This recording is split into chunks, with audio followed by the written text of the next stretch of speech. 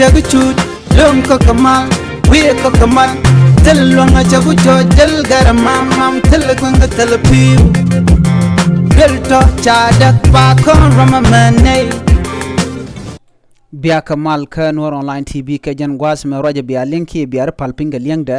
ron mi chalat re wish ka malakal teke bon mi shiding ke re mi shiding re yer ka malakal je roja dana bana linka jan gwas me mi jiram jidit ka jan channel me gore jin be subscribe ke bi jan yak ba kanede ko ken ko de yer wandi yalla kono ba non ka tungne tanas ke ka tung nori de yen ka chwalinga gwa gore jin be subscribe ko biler kono tin ba non ka ye bi ka chwa jigi ka pet eladan balinga jan gwas me shit ka men chaling teke bot kere mi shiding rewi ka malakal agenda abana kwin ka jan gwasme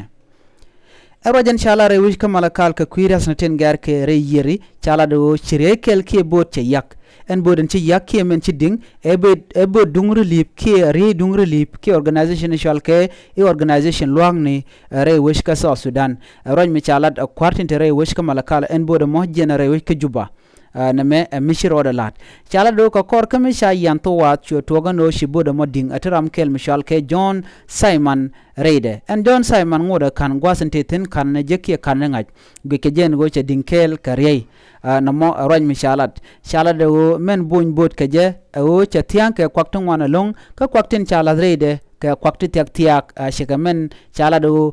kan tin kon ke bonen kon la tiang ke shoni wala kan tiang long ka kwakti tiak chaji jube kan na sente bor jogol wona de ka pe kwang tin la kap ke boni de ka jospin ko shikande le la yak na mo raj me cha kweng pinyeno rajan chalat ramen ger bot michal ke kwang tut chala do hen che boda che je yatwas ne ka wadarar ko de kwaktin tere kula kapin chu bot chu tog no ding ajan do ban yake bot anamo en bot yaka gwas mi chaje kweng to wat che yak der kier yaka gwan mi mo chu gwan boda men sha shore sha jeling sha kwang tut che bot che jela to wat en boda mo e bot organization am cha relief ke organization dan la na lok joyo kweng pin an gwas mo men jene werar de ngwan dial de ka kule jaga jawo de ka real ka kieda de ka kap wa shu boda mo shu ding ajan lo dan ding ke bot na me mishala ne to ngwan ko kan bone ki ka reta kontin la jen tin jalga kir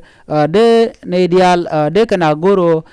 de kan kwakran kontin lat kare rian chikan ka dia tiang na mo kel mo goro de jela lat ne tin kon tinte kariat ketin kontin nanga na gonati gol ko ken na me ajere gadana ci togono charam kel che jabadan tama cha gwada cha jangaj ke ci boda mo che ding re to wat gwada dan cha je lat pintin ke cha je yat pintin jelle dan ding linga na me kejen gwasame kejen todame latun walung la kana tuok minyono gur jone de konen garke boni ketin garke riat de kana ne itimo de dier ka tek nenen konti la terian a shangshi oto shibor live me kapne kwaga a shangshi kabne kwakaro dien teke bon tila jel kana tila shan ke abikarar ta ga tegaten dong kamen ke wund dit ti dong chiran che kutche de luang gor jeno ne to de tegdien de je jaga jamu gwa ko chaje dia shan ke barar ki ab tiang aboch ki doch no mo cha goro derten gor jaw biya rajme biya jan nung ne ko kien ke kwire ko manana ci togono chetege bon mishiro de dun ki mishi ding re wish ka South Sudan ka malakal ko lo ko ne dia la kono tege bon e ka ci bon e ka ci ka tiang long ne me jero ja dan yen nga jan gwasme biya te kamal mi jiram jidit goro jin bi jelo tan rajme bye bye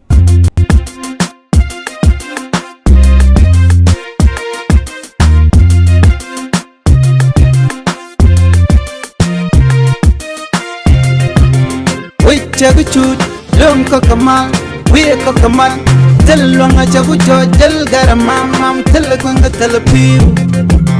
belto chadak pa kon ramamane